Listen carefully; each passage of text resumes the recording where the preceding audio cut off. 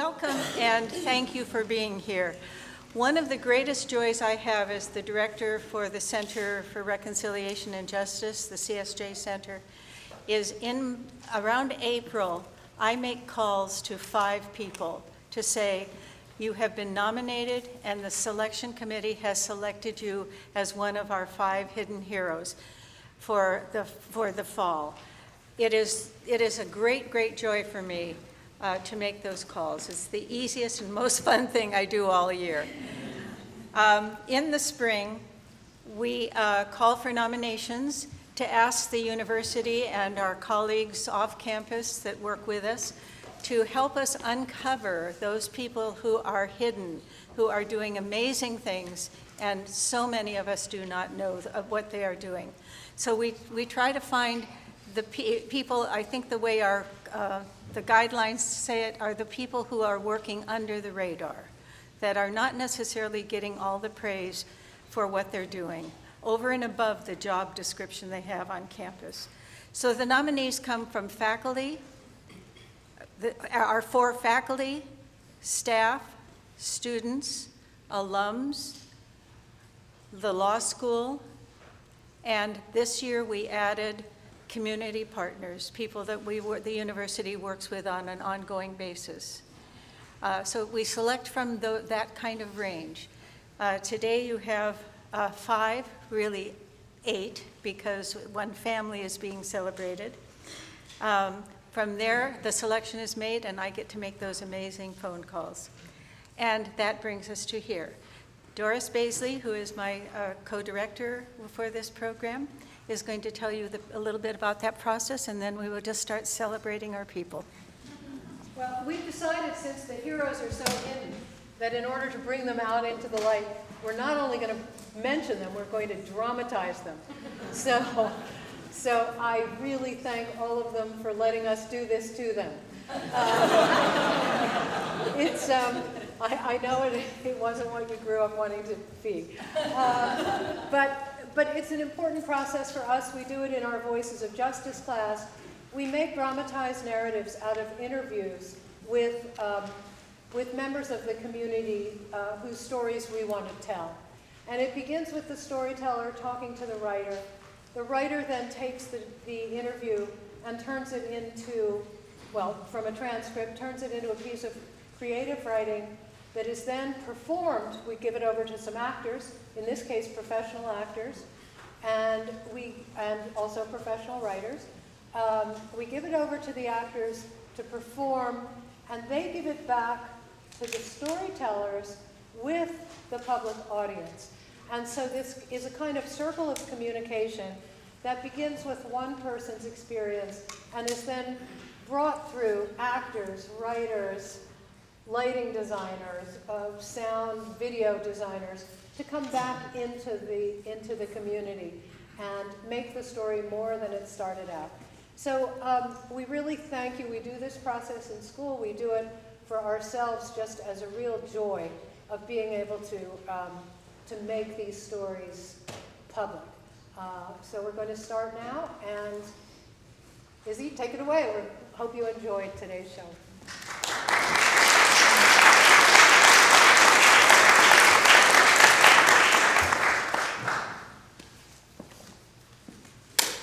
To a wounded world in need of healing and compassion. In the midst of our vulnerability and emptiness. In a time of limited and unevenly shared global resources. We ask for the grace to stand with the poor, the suffering, the oppressed. Brooklyn. Managua. Los Angeles. Universidad Centroamericana. Liberation Theology. Heroes. Columbia University. Loyola Marymount University. There's Betty Davis. Loved her then, loved her now. Medieval History. Theological Studies. And Elizabeth Warren, of course, she's brilliant. 13th century German nuns. Service Employees International Union. Anna Harrison, Professor, Theological Studies. Author, The Nuns of Helfta. Committee member, Contingent Faculty Advocacy and Mentoring. Moderator, Just Employee of LMU and beyond. I regard myself as really a medieval historian of the 12th and 13th century. The stuff I do that maybe brought me to the sisters' attention is very separate. It has to do with my sense that LMU's mission, if it's to be more than just branding, means that all of us, especially those of us with the enormous privilege of having tenure, have a responsibility to create just working conditions for our fellow faculty. The fact that the majority, because it is the majority now at LMU, work without any real guarantee of academic freedom, have no real job security, are undercompensated, and feel excluded from the community we claim we are. This, to me, is a little obscene. I come from Brooklyn, and my mother came from a working-class immigrant family. Her father came over from Italy. He was a printer, and he made it as so many white Americans did in his day because of the Union. That's how they made it into a stable and economically non-threatening environment. My mother, on the other hand, was self-educated, fiercely independent, a freelance writer, and who raised 2 kids on her own, wildly independent. And since she was interested in the world, she was outward moving. It was a survival instinct. She felt she had to get out. She wrote essays and book reviews and interviews and a novel and a nonfiction book on Italy, which is kind of how she made her mark. But she died impoverished. So I know very well the enormous cost that ripples throughout every arena of life when people don't have basic and economic security. And I know for an absolute certitude that much of life is really luck. And those of us who are lucky have to acknowledge our luck and realize it has as much to do with our success as merit, and that there are many meritorious people who've had shit luck. And I think that the disregard for the horrible hardship in which many of my colleagues labor is just, I don't understand it. We have to do a better job of creating just a basically decent workplace. I just finished a book on these 13th century German nuns. They were at a monastery called Helfta. They were instructed in reading and writing, and they wrote the largest collection. What they produced is the largest body of women's writing in Western Europe in that century. They were instructions, prayers, accounts, and visionary experiences. In the Mass, when Mechtilde prayed on behalf of all who desired to see God with their whole heart, she saw the Lord standing in the middle of the choir, his face shining as if 1,000 suns enlightening each person with a ray of sun. There was a sure sense that the abbess, their most famous abbess, believed that for religious wellness to flourish, the sisters needed to have a real commitment to reading scriptures and other holy writings and investment in learning necessary for the full flowering of the religious life. The Abbess Gertrude would read divine scriptures eagerly and with wondrous delight whenever she was able, requiring her subjects to love holy readings and always recite from memory. She acquired for her church all the good books that she could, or she had the sisters transcribe them. It was a super bookish monastery. She did urge the girls to become proficient in the liberal arts, saying that if the pursuit of knowledge were lost, they would no longer understand scripture and religious life would go to ruin. So not only did they write the largest collection of literature that women penned in this period, but they did so with virtually no discernible male involvement. And there's no obvious sense that the women were molded or even influenced by their confessors and spiritual directors. They were much more interested in themselves. It was really a fascinating and largely female community. So it's quite a mind-blowing place. Effortlessly, love flows from God into man like a bird who glides in the air without moving her wings. Thus we move in his world, one in body and soul, though outwardly separate in form. As a source strikes the note, humanity sings. The Holy Spirit is our harpist, and strings which are touched in love must sound. I went to a hippie school in Brooklyn. Yeah, that's when Brooklyn was still nice. It was so cool because we truly, I mean, it was, mixed racially, so insofar as it was black and white, and it was mixed in terms of class because we had this one kid whose father was probably one of the richest men in New York, and then we had like one of the janitor's kids. So now I see on Facebook, virtually every kid who's now in her 50s or 60s who went to this school is really progressive. I mean, they indoctrinated us so effectively. We're still bitching about class consciousness. So anyway, it was in this part of Brooklyn with a very strong second or third generation Jewish population whose parents were raised by a quasi-socialist Jews. Bernie Sanders just reminds me of all the uncles everybody had. It was a hoot. And then we all went to high school. I went to public school in Coney Island, and we went into shell shock because we saw the world outside. I went to college in Manhattan, Barnard College, where I got in because my godfather knew someone and pulled strings. I wasn't a prep school girl from Connecticut. I was like a high school girl from Brooklyn, and that wasn't their MO. Plus, my father lived overseas, so I lived all around the world. My father was always in different places. My parents were divorced when I was 5. He worked for CARE. Have you heard of CARE? Send your dollars for a CARE package. Anyway, we would go with him for summers or an occasional school year. I went to school for a semester at the Jesuit University in Managua called UCA, the University of Central America. It would have been in the 80s. Nicaragua was under the Sandinistas. I'd always been interested in politics, and so I got interested in liberation theology. Latin American liberation sources are relentlessly preoccupied with structural forms of injustice that had such a damaging effect on so many people. That very much stuck with me. When I read liberation theology, it made basic intuitive sense, but so did my class in Marxism. When they said the workers are exploited, I mean, who needs to learn this, right? You just have to have your mother come home every day from work. So I left liberation theology.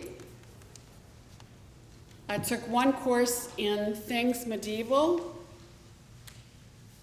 and it was all over for me. I fell just totally in love with, actually it was a high intellectual medieval history, high theology, but my route to academia was circuitous. For years after Barnard, I was a secretary. I was a temp. I worked in public health. It was a great job. I loved it. But I would just read medieval history books under my desk.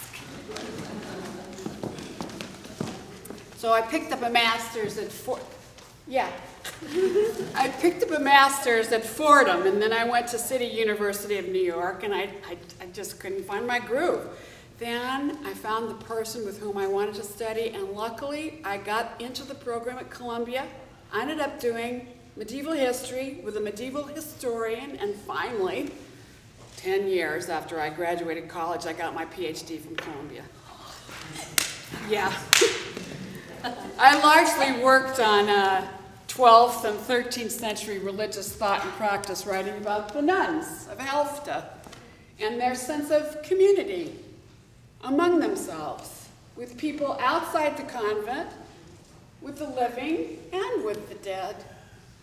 One of their books, The Herald of Divine Love, relates a vision that came to Gertrude on the eve of the Feast of the Nativity, in which she saw Mary among her sisters in choir. She approached the first person in the choir, and placing her right arm around her shoulder and holding her gently, she pressed onto the soul her noble little infant, more beautiful than all the sons of men.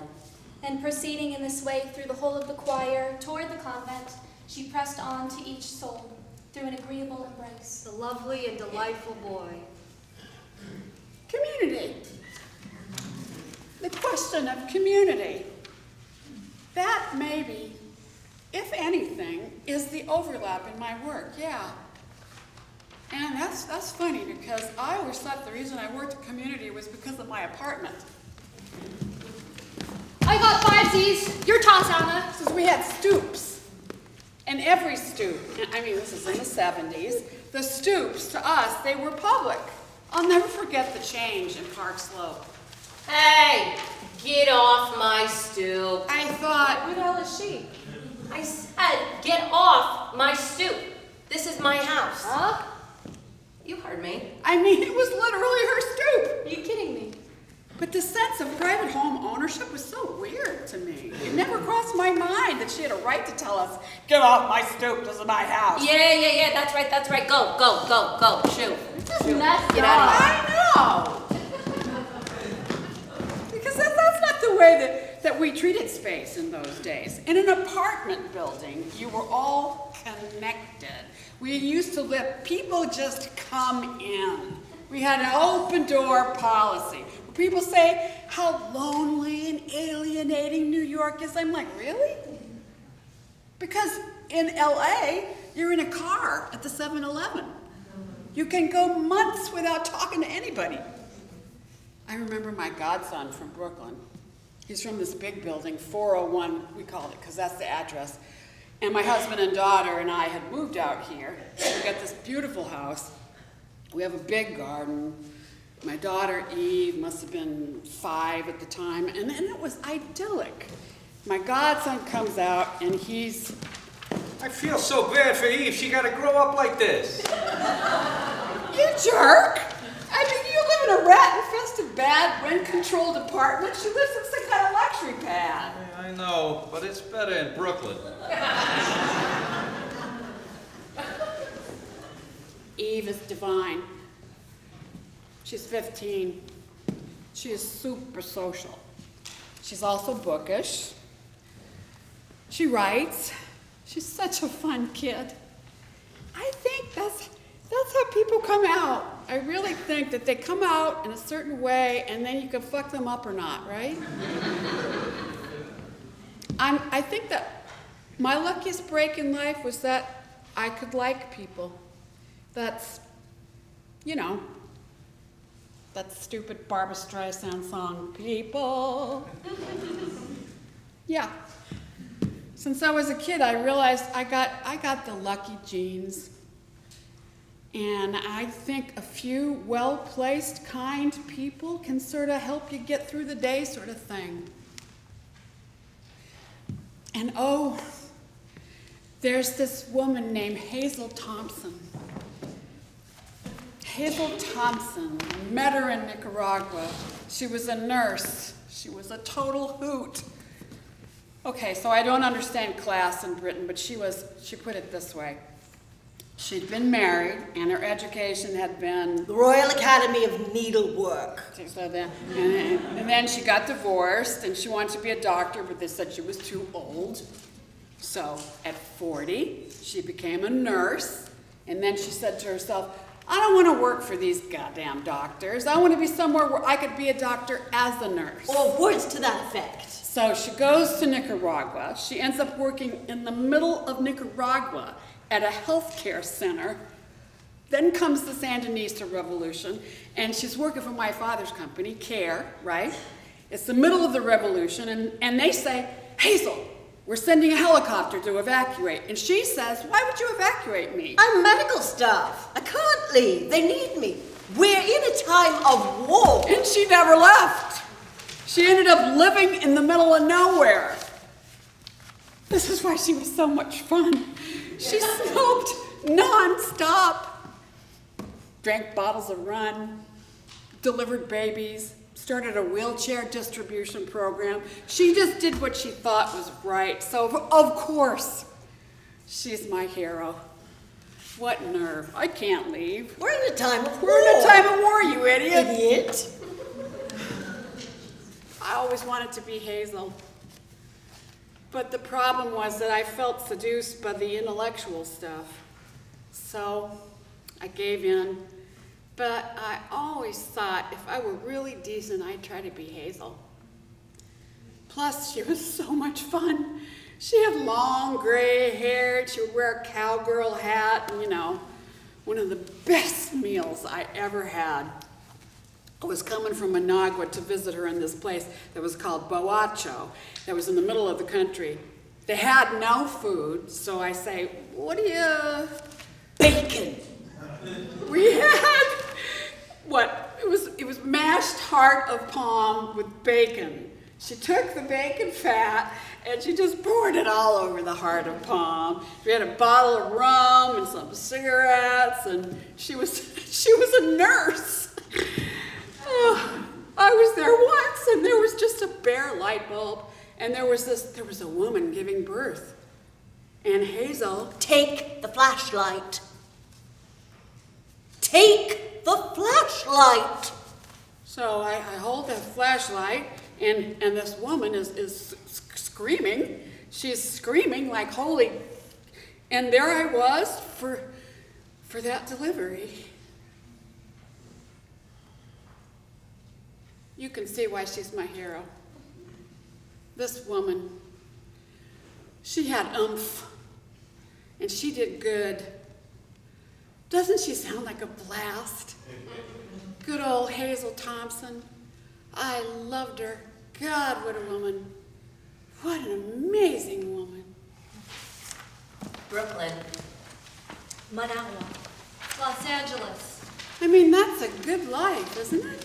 Theological studies. Liberation theology. Medieval history. Just employment.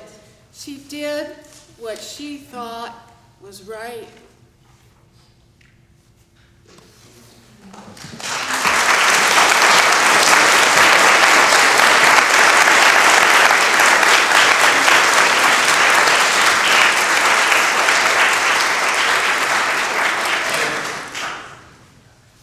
Once upon a time, in a galaxy far, far away, a young woman with powers beyond the capabilities of mere humans showed her speed.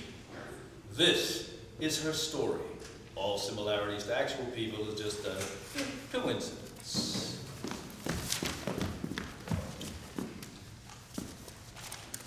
Oh.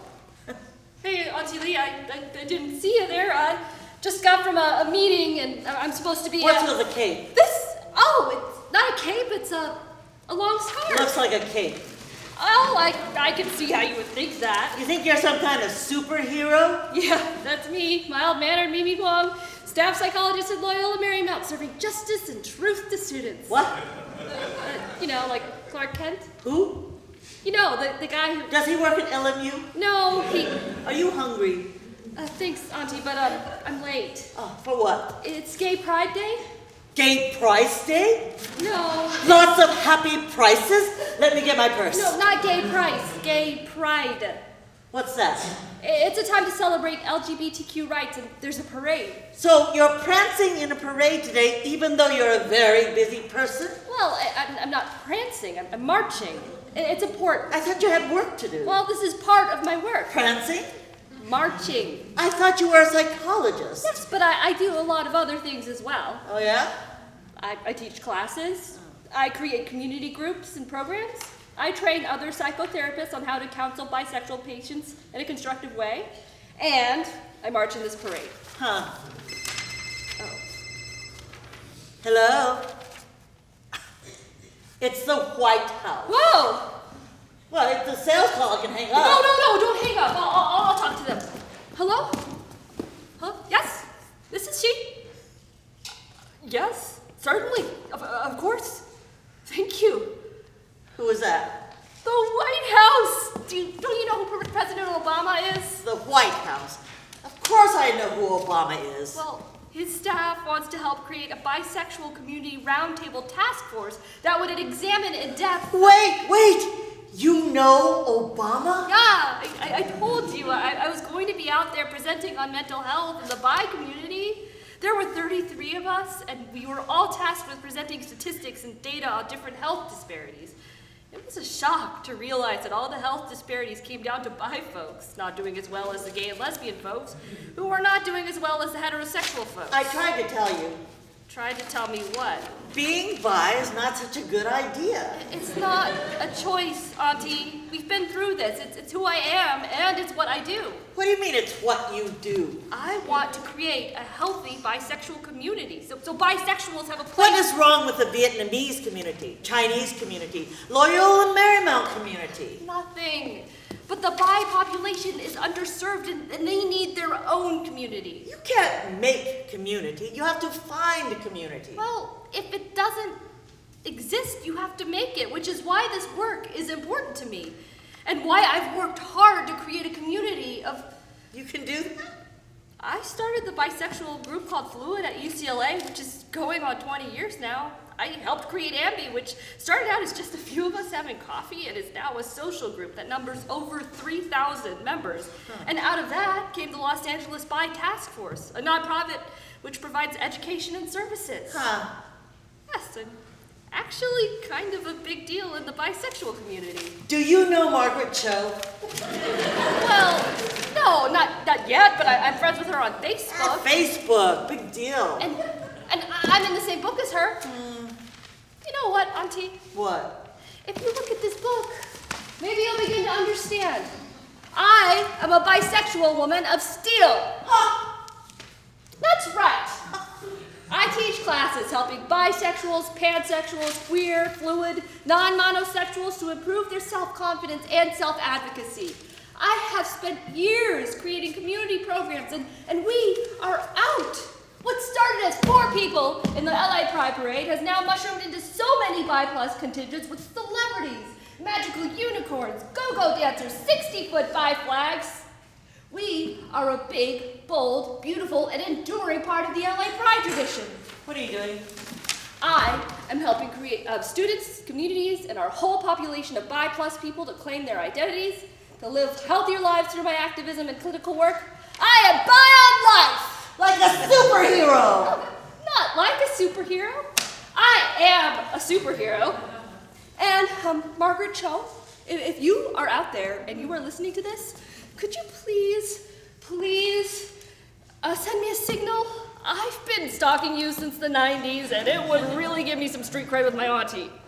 Look up in the sky. It's a bird. It's a plane. No, it's Dr. Mimi. Congratulations, Dr. Mimi. I am excited to say hi from and to another member of the bi community.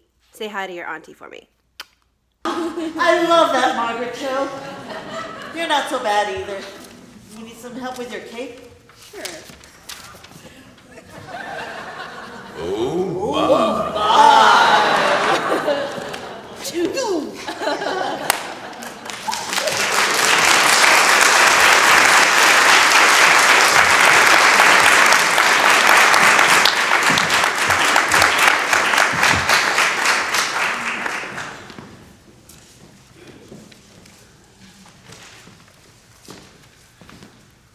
Hi. Hello. I'm Julianne North. Hi, I'm Chris North. And I'm Katie North, and these are my parents, and they started the nonprofit Build a Miracle. We build homes and provide different educational opportunities for families in Tijuana, Mexico. We've built around 338 homes since 1997. We started off with our goal being to build 1 house per year, and then it went to 3, and then it went to 5, Last year, we built about 42 homes. 250 kids and adults come to the community center each week for tutoring, classes, counseling, and to learn trades. 26 are in college. And we've had 18 college graduates. But really, Julianne and I have been doing stuff since the 80s. You all know the student organization De Caloris, right? But it wasn't called De Caloris then. While we were at LMU, we called it Let's Go to Mexico Every Weekend and advance the people and load up the vans with a bunch of stuff, work with the kids at the boys' home. We were sort of rebels. We called it Mexico Outreach. Because LMU had to write something down, and somewhere along the way it got traction. About 1 or 2 years after we left, it became De Caloris. So I'm pretty sure there was a bumper sticker on one of the vans they used many years ago that said De Caloris. So they started calling the trips that. Urban legend. I love the kind of place that LMU is. I love the Jesuit tradition. And what's special is they teach you to be men and women for others and have provided so many opportunities for that.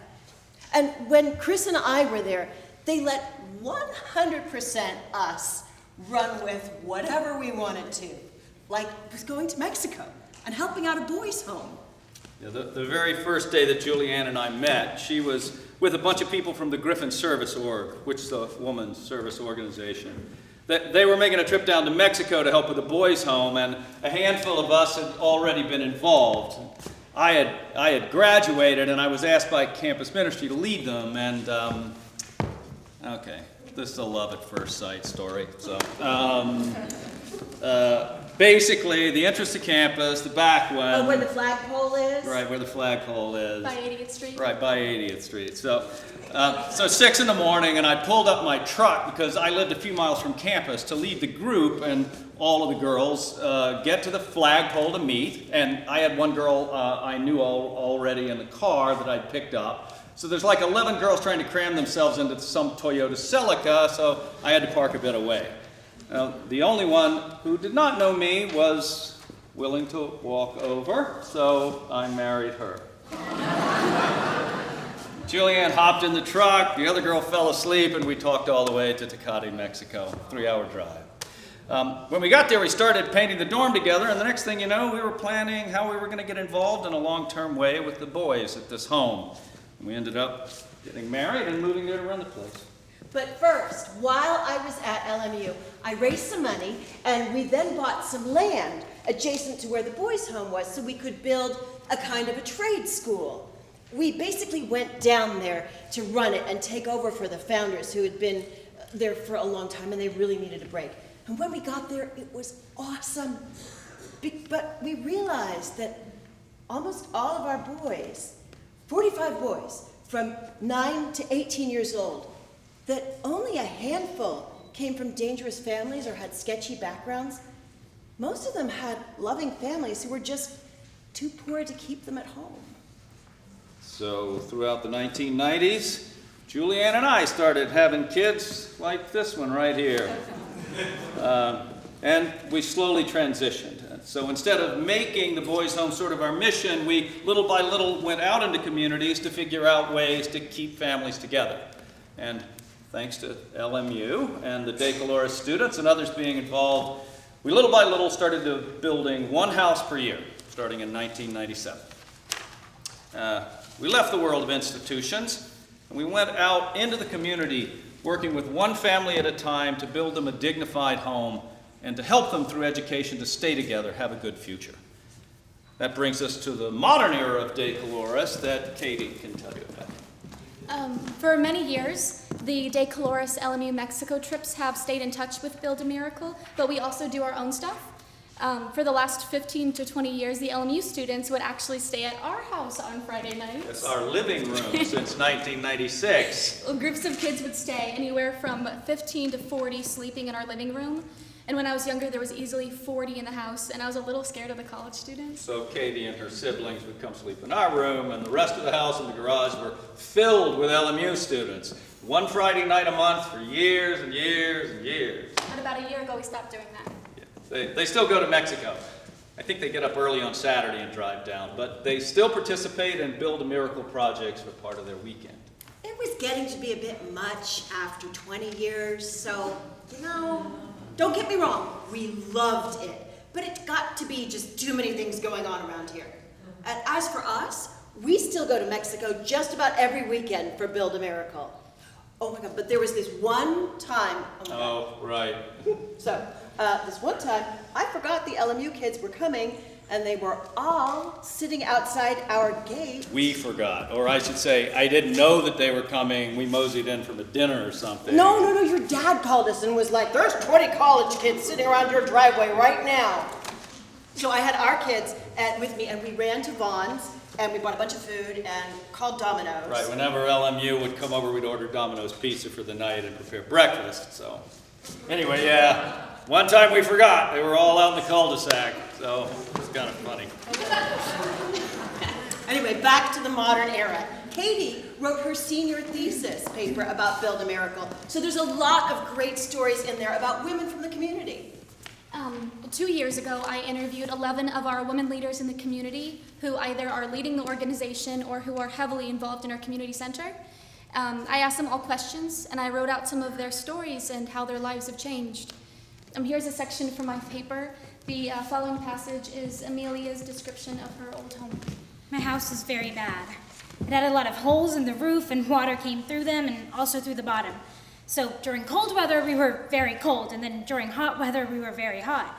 We had our bathroom outside on the corner of our land, and if it was nighttime or if it was raining, we had to go out there to the bathroom. And if it rained, we had to get up and move all the furniture and cover all the things so they didn't get ruined.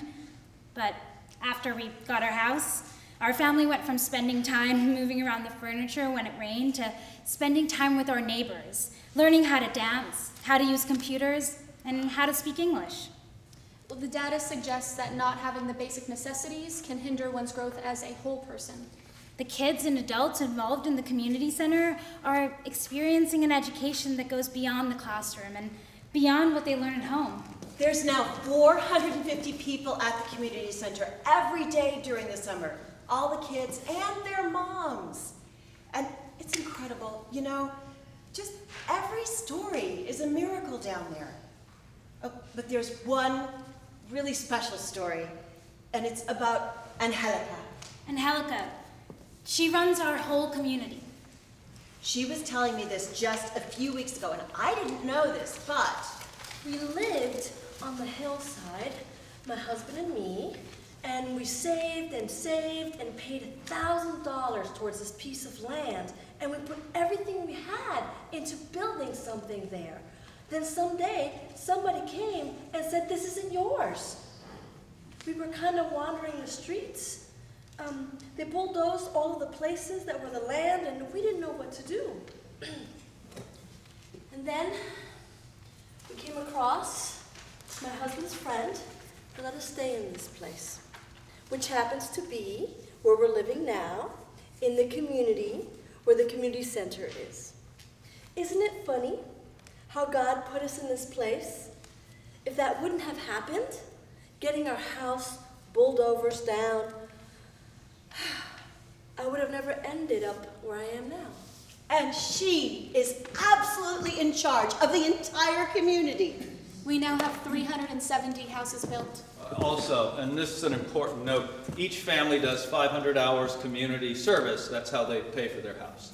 We started out with our goal being to build one house per year, then it went to 3, and then it went to 5, and last year we built about 42 homes. Every story is a miracle down there. So we ask people to donate $25, which buys us a square foot of a home. $10,000 will build a home. Which equals to $25 per square foot. So no donation is too small. Like $25, which helps Build a Miracle families build a home. A better life. And a stronger community. Speaking of building a home, I have one last story I want to share. So for the homes, there's the cement day, the hammering day, and the painting day.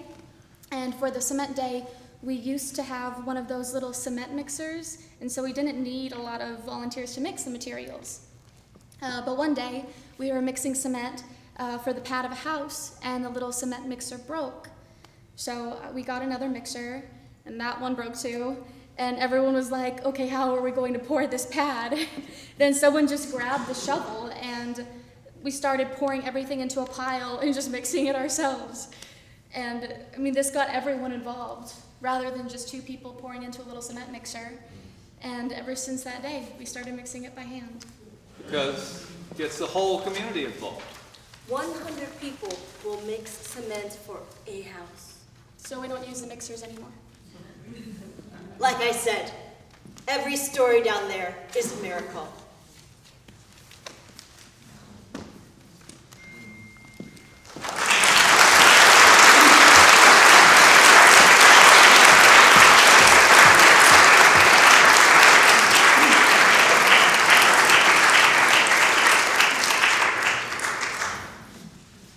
Even the fact that anyone sees a hero in me, it's not my work. I just make myself available and I try not to get in the way. So the more transparent, the more God's light can go through me, the more I see things that are amazing happening around me. So it's almost like I've learned not to get in the way of God's work, to make myself available in everything that I can do. And being a daughter of Mary and Joseph, our founders started this wording, and it was a French, Flemish-speaking world at the time. So I don't know what the words specifically they used and how it got translated into English as, be instruments of mercy in the hands of God. And so learning and bringing myself to take my control issues and sense of accomplishment and anything like that, to take it out of the picture. And amazing things happen. Because I am an instrument, I am not the doer. It was sort of a very circuitous way to become a daughter of Mary and Joseph. First of all, it was my becoming a widow. I was 30. I had just turned 30. My husband was 32. I loved him dearly. We were very close. And in my deep pain, I had some amazing experiences of feeling loved by God. Unconditionally. And as now I look back at some other 20 or 30-year-olds, and I include myself in that. I was in charge of my life. I had a good education. I had a wonderful husband. We had a beautiful home. We had a beautiful little boy. And so to have it sort of disappear, sometimes it's like you question yourself. What did I do? Or what should I have done? Or all that, oh, the I am in control type of thing. And also if I had not done this, or if I had done this, or the guilt thing. All of those things. I had some beautiful experiences of sensing God's love. That unconditional love that drew me back to my faith roots. It was some event, some random things that came out of Scripture that just threw me in a totally different space than mourning and grief. And I found myself after some of these experiences crying, but it was tears of joy, of discovering God's love in my life and this whole new sense of God's presence. And the fact that, yes, my husband passed away at 32, and yes, it was a very difficult time because he died in an accident, and so we never recovered his body, and he was a missing person.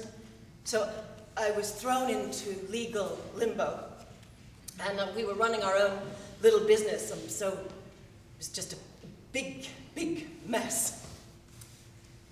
We were living out in a little town, a fishing village in Mexico, where I had no family or anything. It was very difficult. But it was a deep joy at having discovered. It was a crazy time. So I went home from Mexico to San Diego area, San Diego County, because my in-laws, my husband's parents said, why don't you come and stay with us? And I thought it was a lovely offering, because that way my son would get to know his father's family and have a father figure. so we did that. And the first thing I did, I went to this parish where I was just a few months ago. And I said, where can I help? And so I started helping at the Legion of Mary, taking communion to the sick. At first it was just little things. But by the time my son went off to college, I started thinking, well, what else? How can I deepen my commitment in serving? I volunteered to be a driver, to come to the community here in LA of the Daughters of Mary and Joseph, so that young high schoolers would come for a vocational talk, what they called a come and see day. I was just the driver for that trip. I was just sitting back like the chaperone that just drove. And the sisters are sharing. And there was a sister who had just coming back from working in Uganda, and I had also just come back from a tour trip with my mother-in-law, who loved to travel, and we had just come back from Ethiopia. We'd gone to see some of the stone-hewn churches. It was a wonderful trip. But I was also struck by the poverty and the need in Ethiopia. So I also think that sister talking about the work in Uganda, that also hit me. And then we do a scripture reading. And of all the scriptures, it's Moses and the burning bush. I was transported, and I felt like I was sort of there with the Lord. And there's the burning bush. And he says, take your shoes off. You're on sacred ground. And I felt I was on sacred ground. And it brings me to tears right now. I was on sacred ground, and I'm being called, and I was just like, okay, whoa, I don't know what's happening here. But so then this thing goes on. And they say, let's go for a little quiet time to the chapel. So I go with these young women to the chapel, and I was just like, it was being directed at me. Like, what's keeping you from me? So I'm just like, the tears are just rolling down. And the sister from the parish, Sister Sheila, is looking at me like, what's happening? Why is she so sad? Because people think that when you cry, you're sad. And I'm saying, what on earth? And I'm just saying, because I have all of these excuses. I have a wonderful parish. I have 2 older dogs, and my son is there, and I can't leave my son. So you've got the wrong person. So I go back to San Marcos, and I'm making a list of all the reasons why I can't. And one by one, all these things that I thought were no, my niece says, I can take care of your dogs. My son says, Mom, that's wonderful. He didn't say it right away, but within weeks or months, I've always worried about you. What will happen when I'm gone and I'm off doing my own thing and you're going to be by yourself? So it's wonderful that you're going to be part of a community. The parish says, wow, that's wonderful. If they're offering you that, that's wonderful. And the community says, because I asked them, what's the cutoff age? I'm 47, going on 48, and they said 50. So even that excuse went out the window. And by 2007, I left everything. I left home, dogs, everything, and I moved with all my belongings to Palos Verdes to start with the 20-some-odd-year-olds from other congregations for 2 years in the novitiate. And with all my trepidations, even in that 2 years of preparation from early 2005, March 19th to be precise, when I came for that come and see, to October 20th, when I moved in 2007, when I moved to Palos Verdes for the formation, all sorts of wonderful things happened to me, wonderful retreats, and my sense of loss and all that just dissipated. And those 2 years at the novitiate were the most gifted, the most wonderful, most joyful years I've ever had in my life.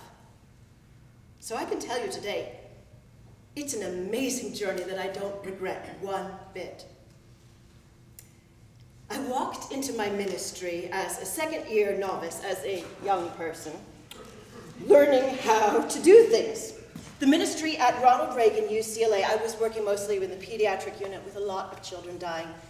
And at the same time, I started volunteering for the Office of Restorative Justice, for the Archdiocese, for the ministry for the incarcerated. I was doing both part-time. And at the end of my 6-month cycle doing hospital work, there were a lot more volunteers at the UCLA Medical Center than there were at the Archdiocese. So I said, you know what? Can I stay doing this work to the sisters? And unless you find something else, let me do this work. And that's how it's been since 2009. So I saw that there was more need with the incarcerated because it was a very neglected ministry. We were getting hundreds and hundreds of letters from inmates that needed housing to get parole.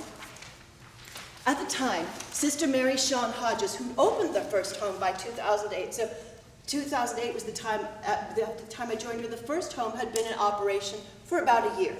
And she was about to close that first home and open another home. And there was the prospect of opening a home that would be owned by St. Vincent de Paul. And it would be under St. Vincent de Paul's oversight, and it would be the one home. And when I started working with them, I said, look, we're receiving a lot of requests. Let's not close the one home and open another. Let's keep both homes. And that's how it started. It was a new world to me that first day I showed up at Francisco Homes. There was this big tattooed man that was very scary. And I had made a commitment to Sister Mary Shawn to take him to a place. And I get into the car and I think, oh no, what did I get myself into? And by the time we had driven the 1.5 miles, I realized they were just ordinary guys having conversations. And then by the time we got to the other place, which was full of guys right out of prison, I'm thinking, I have all these bodyguards with me. They're just regular people, just ordinary. And the things that come out of their mouths, the insight, the kindness, the taking responsibility over their own actions, and the biblical readings. So now they're also doing some reflection. And I'm thinking, in my parish, in some of my Bible circles, there was not as deep as this. And I'm just, whoa, what misconceptions, what bad judgment we do. They're like my bodyguards. I get to their homes sometimes 8, 9 o'clock at night for something. They walk me to my car, make sure I'm safe. By 2012, by then, we had 4 homes. We were going on our 5th home. Sister Mary Shawn stayed with the Archdiocese, and I took over direction of Francisco Homes. The other day, I got a call at 9 o'clock at night from this guy who had just been released from a life sentence at R.J. Donovan from San Diego. And he calls me, it's Friday night, and he calls me, he says, I'm in Santa Ana. I was released this afternoon. I was unable to get a hold of you earlier. And I said, oh, I'm so sorry. I don't know what we're going to do. I was like, I'm going to pick him up. So I tell my sisters at home in my little community who are like 80, 90 years old, and they're saying, oh, I don't think it's safe. You're going to the Greyhound bus station late at night to pick up a guy you don't know? I was like, I don't know him, but I know him. We've been in correspondence. So around 10 o'clock, he calls me back, and I say, so how will I know you at the Greyhound station? And he says, I'm going to be dressed like an angel, all in white. So 10:30 at night, there he is with his boxes, tattoos, hair pulled back into what they call a man bun, baggy white shorts, white t-shirt, white socks, and white tennis shoes. And I look at him and say, are you an angel? And he says, yes. So I say, You must be Marvin. Okay, let's go home.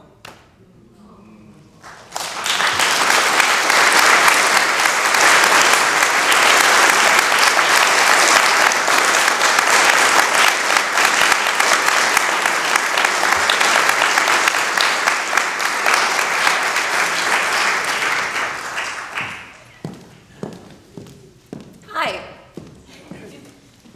So, I'm the director of development. I came on board here as director of development. So, what does that mean? Okay, well, I'm the key fundraiser for the School of Film and Television. Well, I always say, I don't think anybody starts out saying, I'm gonna go into fundraising. That sounds amazing. So I worked in the film and music business for about a decade before I got into nonprofit work. What are the big priorities for the School of Film and TV here at LMU? They are scholarships and scholarships. Always scholarships, scholarships, scholarships, scholarships, scholarships. All day long, every day. Scholarships. And fellowships, and awards, which are like scholarships. And then there's programs for young alumni. We have an incubator lab, a new initiative with Village Roadshow for emerging filmmakers. I'm involved in the programmatic pieces, and I raise money to support the program, which has been just honestly, it's what I love. It's what I love. Love finding opportunities for people to get their stories out there. To date, we have 24 young women on full ride scholarships. All of those young women come from very diverse backgrounds. Likely, they would not have chosen LMU had it not been for the scholarships. And getting an opportunity to come to campus before they make a decision to apply for those scholarships. Usually, when I talk to the young women, I talk to them that September before they come to visit us. And that is the first time most of them have been on a college campus. We've had our second cohort of graduates this last May. 3 young women graduated, and the year before, 3 women graduated, and it's been really amazing to see these young women get jobs. Can you hear me okay? I'm in the car on my way to work. Oh, sure, I'm happy to talk about Stacy. Ooh, one of the young women who graduated, Paula Franco, is now a creative executive at Netflix. We met, oh my God, looking back, we met when I was a senior in high school. I had just won the scholarship. It was a full academic scholarship to Loyola Marymount. And it was through this program called the Women in Entertainment Mentorship Program. So, years ago, I was sitting with our former dean, Steve Ulaki, and an editor at the Hollywood Reporter. And we just kind of started, like you do around a table. What if we could raise money for scholarships? Could we do something with this Women in Entertainment program? We started going out, pitching ideas. And we pitched to the agencies and the studios. And to their credit, to a lot of hard work by a lot of people, most of the agencies and studios have come through with scholarships. Good morning. I'm honored to announce the first ever Wonder Woman Scholarship to Loyola Marymount University. Great. This is a full-ride 4-year scholarship funded by Warner Brothers in partnership with LMU. Take more credit, but in all honesty, it's really about introducing the people we pitch to the young women, and telling their stories. There's this young woman, Carla. She didn't win the scholarship the first year, but she did come to LMU anyway, and she decided to study in the School of Film and Television. She's a screenwriting major. So she was here for a year. She got a little bit of scholarship help, but I knew she was really struggling. I wasn't sure if she was gonna stay or be able to stay. She's just so incredibly gifted. It just feels like LMU is the perfect place for her. I didn't want her to drop out. Generally, the studios and the agencies, they like to give this scholarship to someone who's a senior in high school coming up for all 4 years. And we just decided, okay, what if? Well, let's just go and pitch Carla. And let's just pitch her to Warner Brothers and let's just see what happens. Wonder Woman's official biography says she fights evil while hoping to unlock the potential of humanity. In that spirit, the Wonder Woman Scholarship will help unlock the full potential of one brilliant young woman. We pitched Carla, and they went for it. They were like, could you please come up here and say a few words? And so, she is walking up here, and she is with Gal Gadot and Justin Timberlake. And they give her this award. So she just goes up. She's 18 years old. And okay, she's very, very funny. And she just has a gift for extemporaneous magic. Honestly, it's just magic.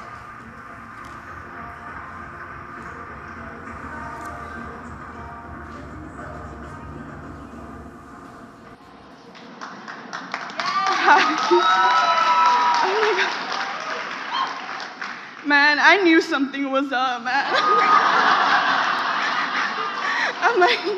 I'm like, why would they invite me back? Y'all are sneaky. So she goes up to the microphone and makes that announcement. And I need to explain something. To get Carla to the event that year, I actually told her a tiny white lie. I said I needed her to do some social media for us. And would she come with me as my guest and be there as our writer? So she went, and they announced her name. And I'm saying all of this because she's completely unprepared. And the speech that she gives is on the fly. Before I go, I just want to say something. Throughout these last few weeks, I've been really thinking about my success and my Latinidad especially, and I just want to leave you guys with this quote from Frida Kahlo that says, "Pies pa que los quiero si tengo alas pa volar," which is, feet, what do I need you for when I have wings to fly? And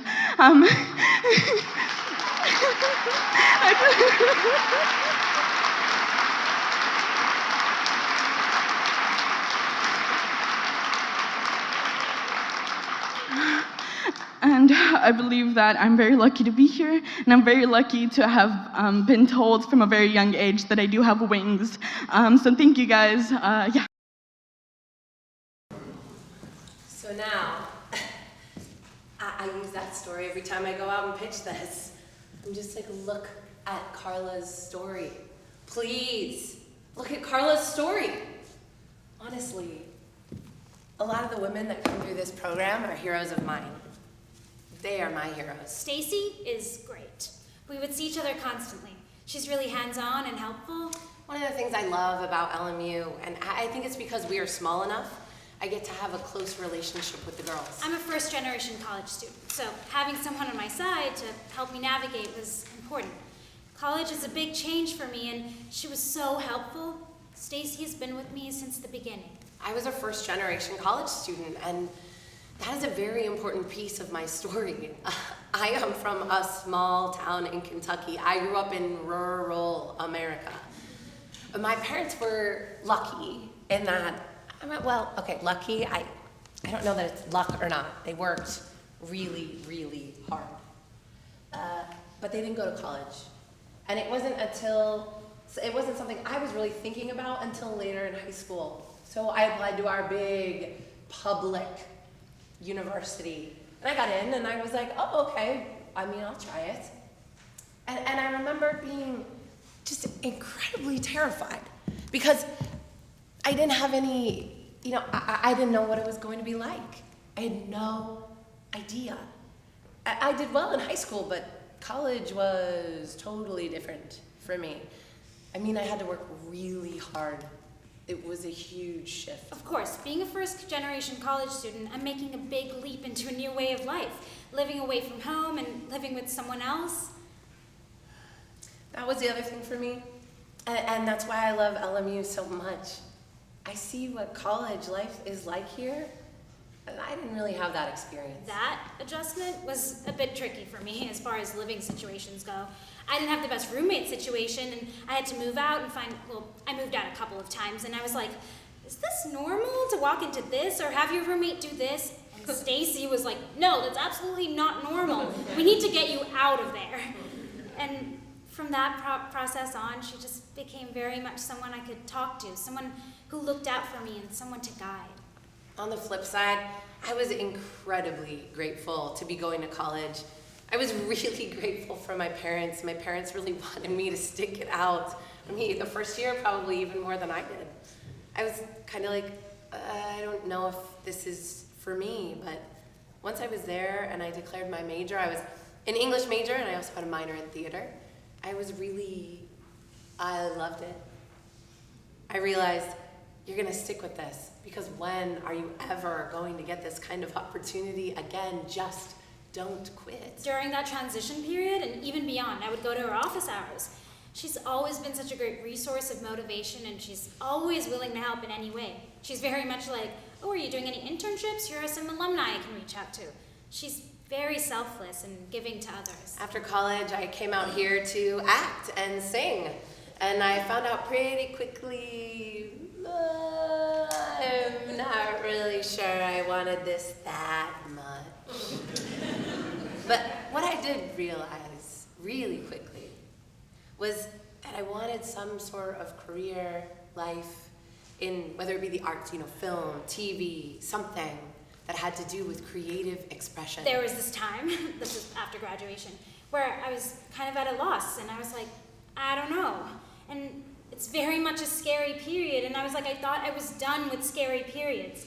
I made the big leap from high school to college, and now we're at another big transition from college to the real world.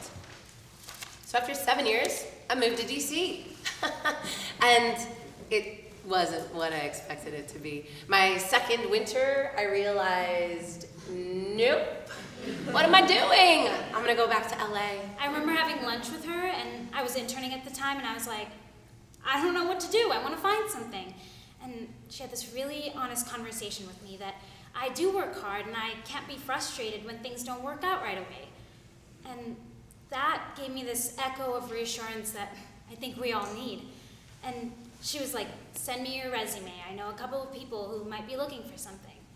I would always end up asking for advice, and she would give me more than I would hope for. So I have been at LMU School of Film and TV for, I think it was 9 years in September. It's flown by.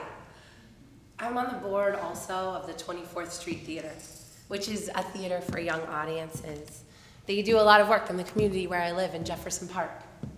For me, it's all about finding community. Looking back on it now, she's gone above and beyond, from the beginning. When I came here to work, I felt like the mission really meant something, and that really spoke to me.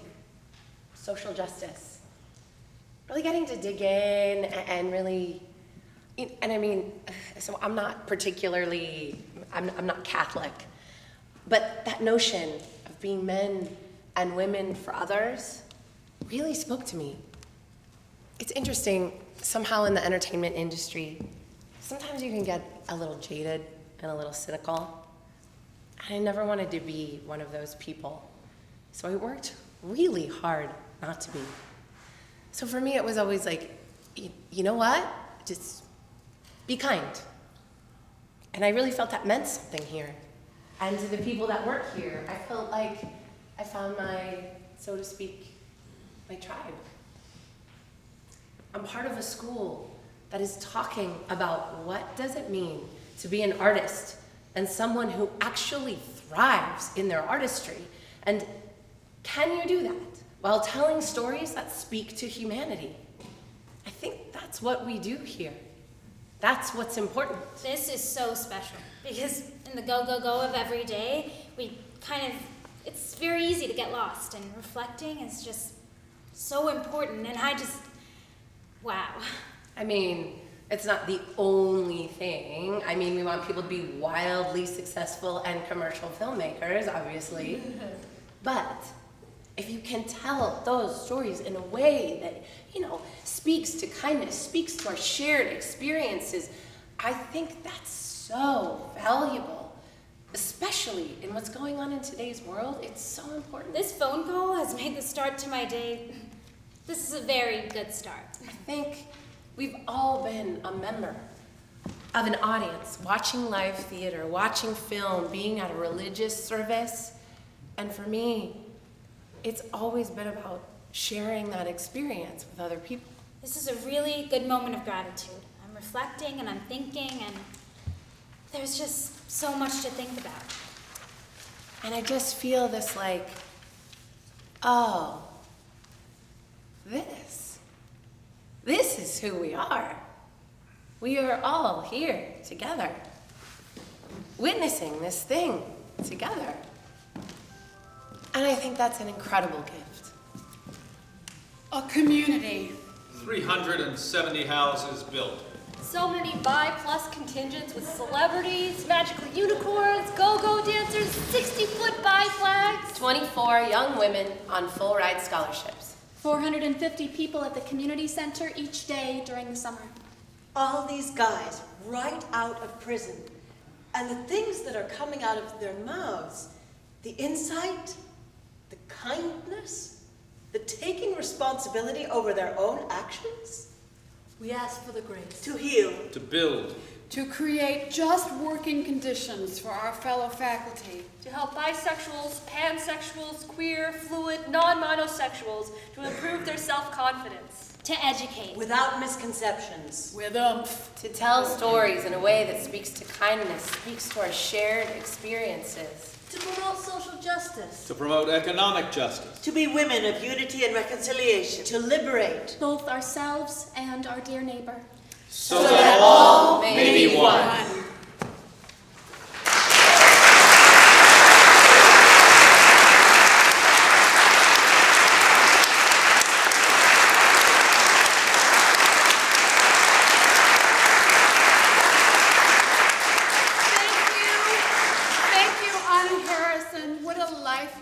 It was a total hoot to play you.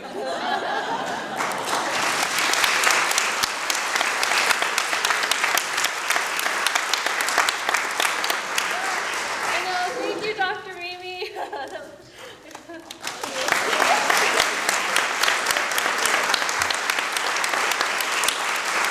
Thank you to Julianne, Katie, and Chris North for your selfless dedication to people in need.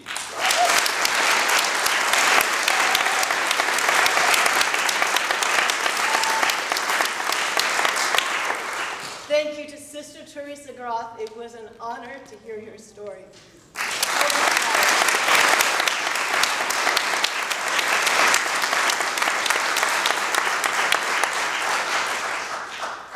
Stacy Barnes, thank you for reminding us that it is a community that matters.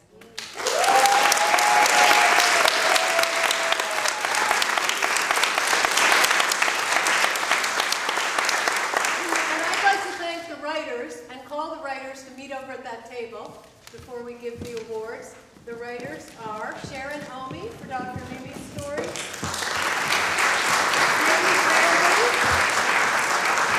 Stacy for the North family story, Mary O'Malley for Stacy Barnes' story, and Dory Paisley, who edited and wrote Anna Harrison's story, and Catherine Dara, who wrote Jennifer Teresa's story.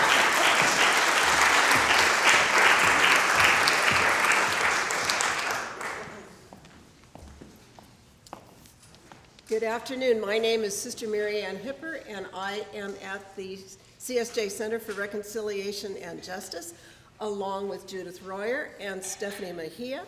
And it's my great pleasure this afternoon to be able to present these awards on behalf of the CSJ Center.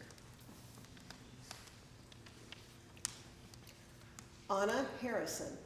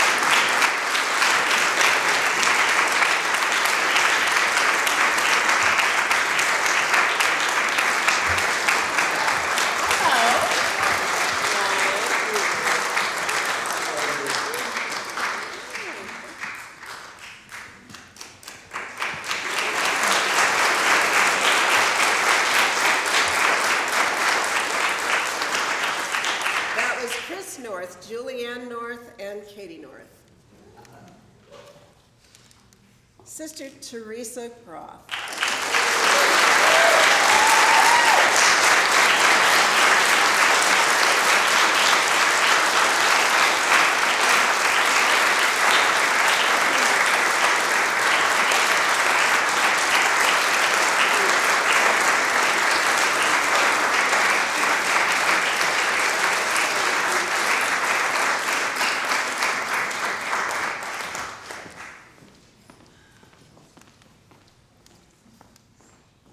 Stacy Barnes.